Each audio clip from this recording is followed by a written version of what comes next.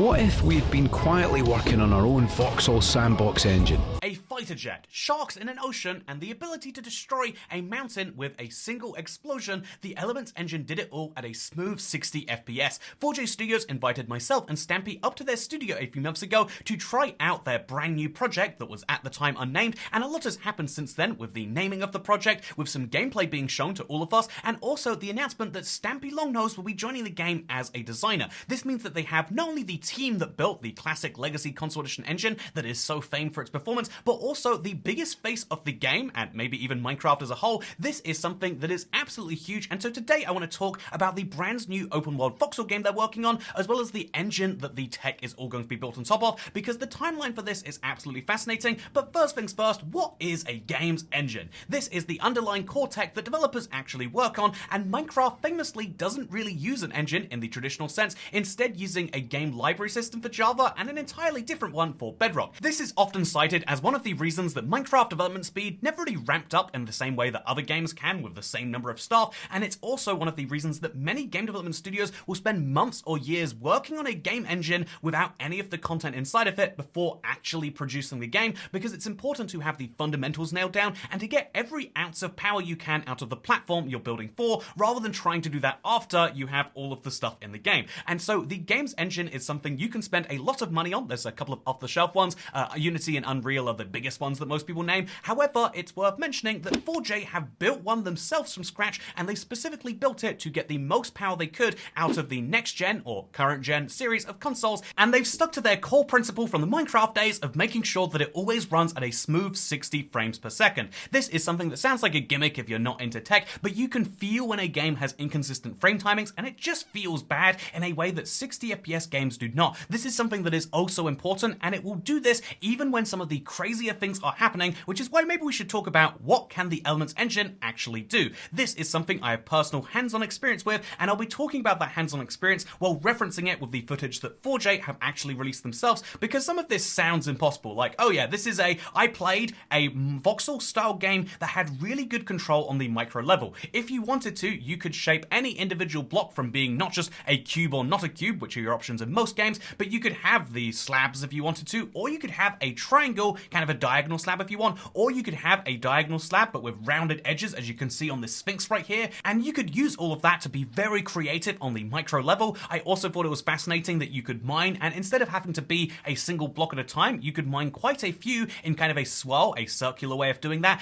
But even more interesting than both of those things is the fact that they had a lot of vehicles. These vehicles are not guaranteed to make it into the end version of the game, but the fact that you could go on a giant rolly ball, or the fact that you could have a helicopter, or even crazier, a fighter jet, which could go at the speeds that you would expect, and it would be able to load in the world that efficiently, was something that absolutely blew me away. And speaking of being blown away, it's worth mentioning that that fighter jet had missiles on, which was just crazy to me, that you could actually, fly a plane at the speeds which you would expect it to, and also blow up this number of blocks, and that the game would work perfectly fine during all of that. To me, that was the impressive thing about the engine, was the fact that not only did they have these fun, goofy concepts, which, let's be honest, aren't going to be as easily accessible, or even probably accessible at all in the final version of this, but the fact that they have the possibilities of breaking thousands of blocks in a single trigger, and that running just fine, the fact that you can fly hundreds of blocks per second, and the game won't break or have invisible walls, is something which is really, really impressive. But then they showed off something else, which I'm willing to show you right here, the idea of having creative tools beyond that, even of the base game. So I think something which is really hard to work out once you have an engine is like, okay, so how many of the things that we can do should be done by a player? You can have a really technically impressive game, but what does it even mean if no one actually enjoys playing it? And so outside of the things that you can do as a player, they shared some things that they said would probably mostly be for creators, but they've played around with them right now, and that includes this camera on a doily that they're showing with this big circle. This is to show all the points that a camera will fly through when you set it up, and then they show you what that actually looks like in real time in this trailer. There's some fun birds in it, but you get the idea of being able to have a camera on a doily is great, great not just for them to make trailers, but for anyone who has made something beautiful to be able to show it off is really great. There's also stuff like copy and paste, which is incredible, but one of the ways to show just how powerful this engine was is a few seconds they dedicate to showing off a video game version of Dundee that they made in the Elements engine. And in case you think this is just some generic city, let me show you something fun. Forgive me for going a little bit second channel on you right now, but this is Dundee. This is obviously the city where 4J Studios are based,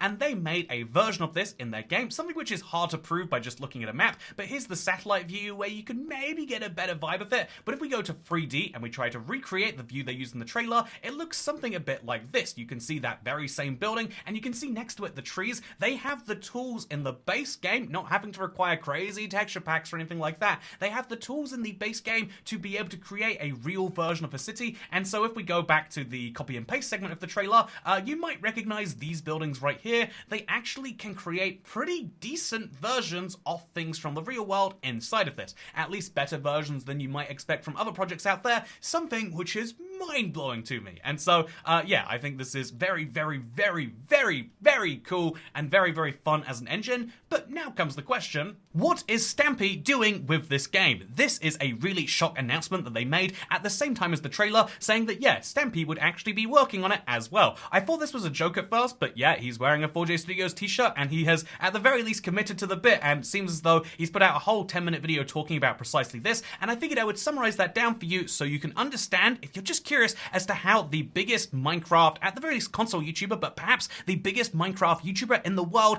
ended up working on the next game from the same people who made it. Well, let's explain the important answers that you probably have, because first things first, is he actually working on the game, or is it more of like an ambassador thing where he gets paid to promote it? He's there to kind of talk about how great it is. It seems like it's not that, and even he confirms that he's not been paid for his promotion efforts. This isn't like a paid promotion or anything. 4J haven't paid me to kind of promote anything that they're doing through my Stampy channels. It's all entirely separate. So he is working as a games designer, and the way that that ended up happening, it sounds like, is like so. He saw the engine at the exact same time that I did, and when he did, he wrote up a bunch of feedback on what he liked, didn't like, and also explained some ideas for a game that he would make inside of that engine, and then... And during that trip, they basically proposed the idea where I could maybe partner with them to help them make a game. This partnership doesn't sound like it's just going to be, you know, once every few weeks he gives some vague feedback, because he does specifically say that he's transitioning from YouTube to this job. Like, it has absolutely been a dream job.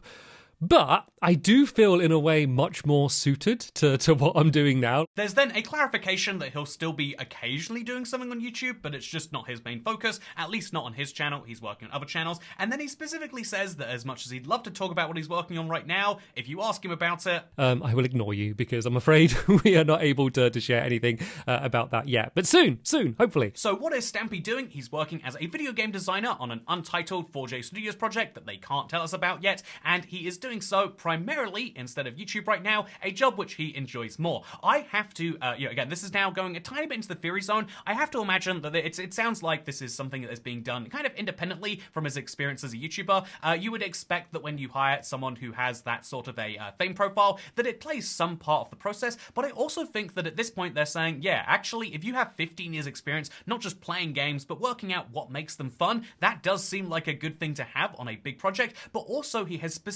experience on what makes a game a good YouTube game, right? Like, he managed to work out how to become a big Minecraft YouTuber, even if it was 10, 15 years ago. I'm sure some of those experiences are very relevant, and having a YouTuber on board will really help with the game that they're making, but what game are they making? This is the big question. What is 4J Studios working on? What will the game be? And honestly, I don't know, and they do not know either perfectly. It is likely that for the last 5 months they have been working on something, but it might even be multiple somethings, multiple games they try in this engine, and it's also possible that they get to the end of that process and have to scrap it. This is something that a lot of game studios can't do. It's a luxury that they do not have, the ability to get to the end of development and say, we have a bad game, and some studios will just have to release it because they've worked so long, they finance so much to make it work. I believe that 4J Studios are in a good enough position from their previous successes, not just Minecraft, but prior to that, to be able to say, yeah, actually, let's work on an engine that actually is good for years ideas rather than having to rush it into a particular game, and now they can presumably do the same with whatever game they're working on, something which sounds really fun. I actually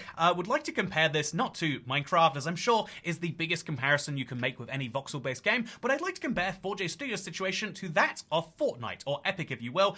There was obviously a Fortnite game mode called Save the World, which was always meant to be the focus, but it was never really hugely popular. It was Battle Royale that made it famous, and I think by trying to treat it as an engine that can do lots of things, they will increase their odds of success by saying we're not committed to one particular game type right now, but instead making very successful games in this style. I think that they are guaranteed to find something because there is a lot of space in the voxel world. I think maybe the survival crafting, whatever you want to call it, experience might be taken. I wouldn't be able to say for sure, but being able to create something in there is maybe why they are being so cagey about what the game they're working on is really about. They do say specifically they're looking for feedback, they're looking for ideas, they're looking for suggestions, looking for all that sort of stuff, and so if you'd like to share it with them, they have a Discord and they have a few social media channels where you can do precisely that. But right now, the honest answer to what is the game going to be is I don't know, but now that I know what it could do, now that I know what the earliest version of the engine that I saw was capable of achieving, I know that I am excited for whatever it is going to be, and I think that you should be too. So that is 4J Studios' newest project, something I'm excited for, and if you stay tuned to the channel, you'll see whatever they announce with it. I think that there is some serious room and